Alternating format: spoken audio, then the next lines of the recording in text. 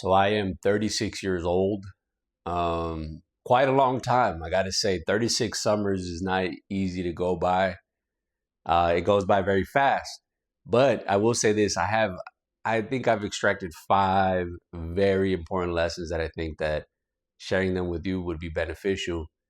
Like I said, this is not a blueprint by any means. It's more so just like I said, little gems that I've uncovered along the way that I think would be beneficial for anyone that's younger or even older, frankly, because sometimes your age is not always an indicator of your experience and your wisdom. Okay.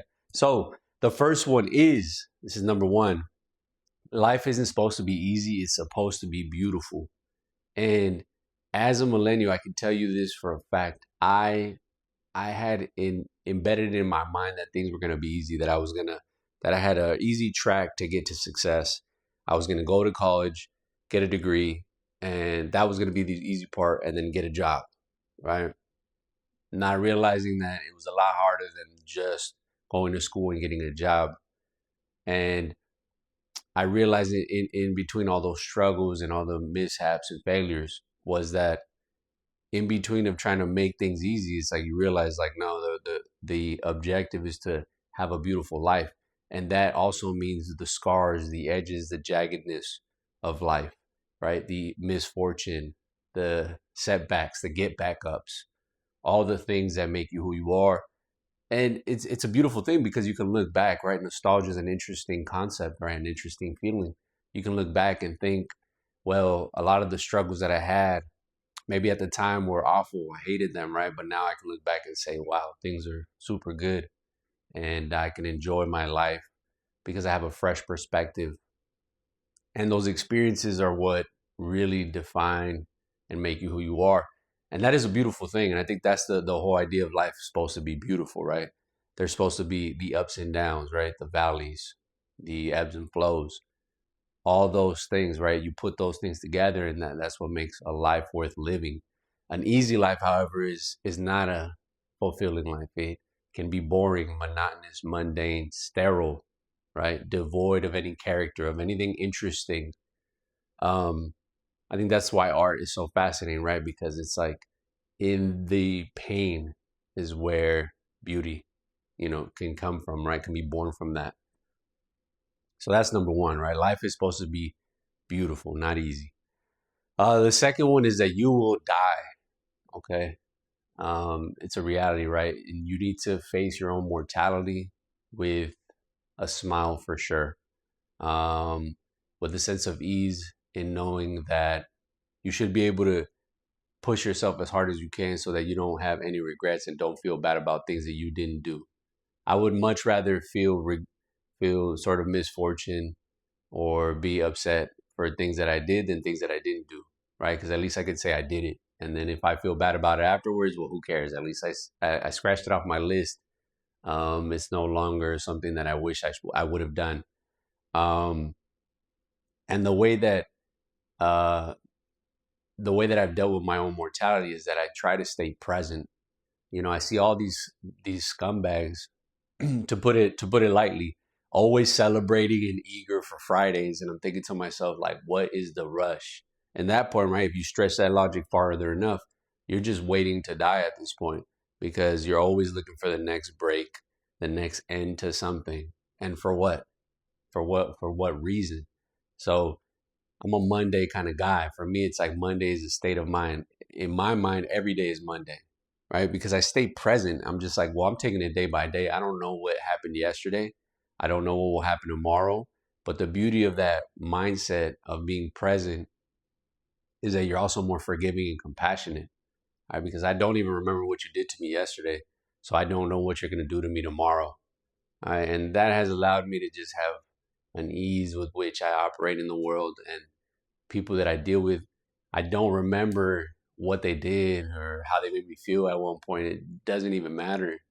The only thing that matters is that I have this moment right now. And that's made things a lot easier. It's taken a lot of pressure off of me because then I can just really just thoroughly enjoy the moments, however short lived they are. And so that's the beauty of staying present. Number three is having some sort of spiritual compass, a spiritual guide, a belief system, a religious system, if need be, whatever it is, right? Because the reality is you're faced with a secular sort of system that rewards what? Things of a hedonistic perspective, right? Materialism, things of that nature that we see don't always work out for people. You know, there's a, I forget who said the quote, but there's no chemical solution to a spiritual problem. And so I think what ends up happening is people, you know, they rely on these items, on a certain, I don't know, monetary number to get them to feel a certain way, or sleeping with as many women as possible, or indulging in nonsense like drugs and alcohol to sort of make them feel that they've gotten to a point where they can celebrate and be happy about things. But I feel like it's not a sustainable route. You need something to anchor you, right? You need something outside of yourself that's going to make you feel like there's a purpose, there's a meaning for why you're doing what you're doing, because you're gonna engage in certain content and processes, right, and creative endeavors and passion projects and whatnot, and that's going to require a lot of energy from you, and you're going to have to tap into a type of energy that you probably didn't think you had. And then you might even question yourself and say, well, why do I want to do these things? So you need to be able to tap into something outside of yourself to give you that strength to continue to move forward. And so for me, that's been one of the most important things ever, is to have a spiritual guidance. And how it looks for each person is different, right? But the point is for me that it allows me to sort of have a foundation from which to operate from, an ethical perspective, right? From which I go about the world, and also just a way to help me stay grounded and treat people better, treat myself better.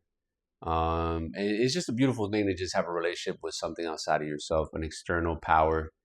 And just an appreciation, a thankfulness, a gratitude for something outside of myself, for all the simple things that I have, for all the things even if I don't have. It just gives me that perspective that I know that I'm working towards something that's outside of myself, that's not just anchored in the material. So that is super important, is find that for yourself, right? Find that spiritual guidance. Number 4 is have a sustainable training regimen. And what I mean sustainable is like you need to be able to do this for the rest of your life.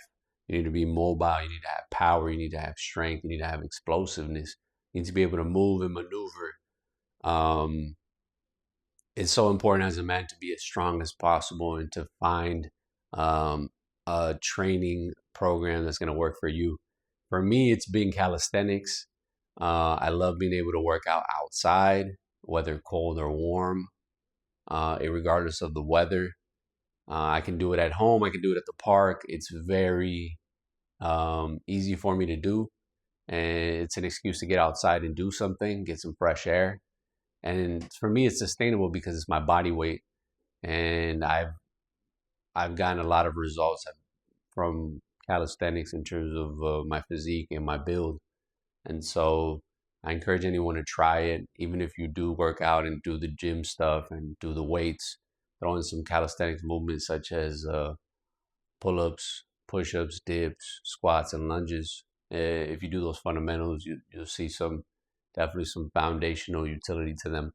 So I think that is one of the most important things, because, maybe you've heard this before, but it's like if you do something for your body, you're doing something for your mind. If you're doing something for your mind, you're doing something for your body. And so I think strength training is also such a key component to making sure that you have a decent, stable mental health. Right, the physical part is super important, but also just the mental, just acuity that it gives you, the clarity, even, and also just like the spiritual part of it. Right, is just being in touch with your body and just feeling that connection with the earth, and also just understanding how important and beautiful it is to be a strong, healthy man, especially in this world where everything points in the other direction. Right, everything points to glutton, to weakness, to comfort, to ease. And that's one way to test yourself on a daily basis if need be. But like I said, it needs to be sustainable. It needs to be something you can do every day or a few times a week, or years, right? So for me, it's been calisthenics, and I encourage you the same. Find something, right? And then number five, the most important one is that the world happens outside. Um, Too many times we fall into the trap of being comfortable, of staying home, of not facing the world. And I get it. Sometimes you go outside and you're like, yo, I went outside for this. Like it's a sterile sometimes environment. It can be banal, boring. Everything's very cookie cutter. Everything's very pronounced, very easy, very I don't know. It just feels like there's not a lot of excitement in the air. There's not a lot of spontaneity. Um, excuse me, and that may be a reason why you may hesitate to go outside. Because like I'll be honest with you, there's times where I'm like, man, I don't have the energy to want to go outside. I want to face the world. But you realize like everything happens outside, right? As a man, you need to constantly be in motion if you want to challenge and grow. And so going outside could also mean just going to the park, going to the mountains, walking around the neighborhood, traveling even, right? Going to other countries. The point is that you're constantly inundating yourself with new um, new environments, new ways of thinking, running into people, running into situations, seeing and testing yourself in new environments. And all that is very extremely beneficial for a young man. It's like I used to be a very shy, anxious individual. Maybe I still am, but I've been able to kind of get past it and overlook it and not let it bring me down. So what I did was I challenged myself by going on a solo trip. That was one of the very first things I did.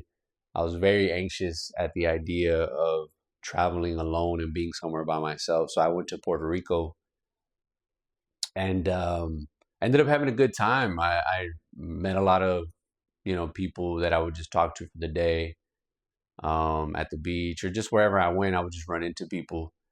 It was interesting, because it kind of forced me to because I was like, I'm either gonna just speak to no one and just be by myself the entire time, or I could try to talk to people. And so it did force me to kind of engage with the world in that way.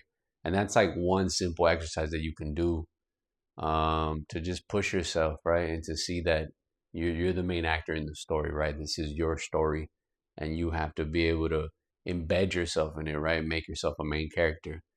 And you see how much fun you'll have with the world when you practice that and use it to your advantage. But like I said, as a young guy, I think this is super important is to just get outside. Um, you just don't know what you're missing, right? Because if you're just going to stay online, if you're going to constantly be online dating, if you're going to communicate with your friends online, if you're going to be watching TV or TV shows, I mean, it's like none of that is, it's all of that is just kind of like it's in your control, right? But when you go outside, you're kind of at the whim of whatever is happening outside, good or bad. And I think that there's a beauty to that as well. So anyhow, I hope these five lessons helped you out, helped you gain some insight. If you're young or old, like I said, I don't think that this is necessarily only lessons that you can learn that could be beneficial for someone younger, but also I think for even someone older or someone in their 30s or it's around my age as well, can gain a lot of wisdom from some of these gems that I've extracted from my time so far. But anyhow, hope this helps, and I'll see you on the next one.